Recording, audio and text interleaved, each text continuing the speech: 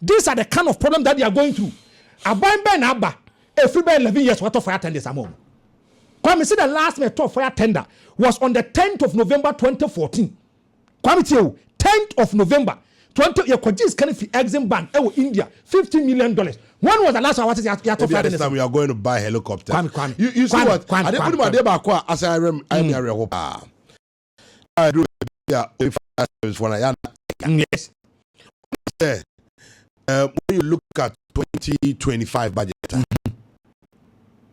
just a little over 2 million Ghana cedis, and he allocated the entire fire service. And 2 million Ghana cedis. 2 million Ghana cedis. Yes.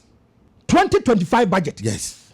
2 million Ghana cedis is 20 billion. Ghana National Fire Service. Yes. Jesus Christ. It looks like Yeyan Kasano. Oh, you need fire service. Thank you. And then we turn around to blame them. And then we blame them. Yeah.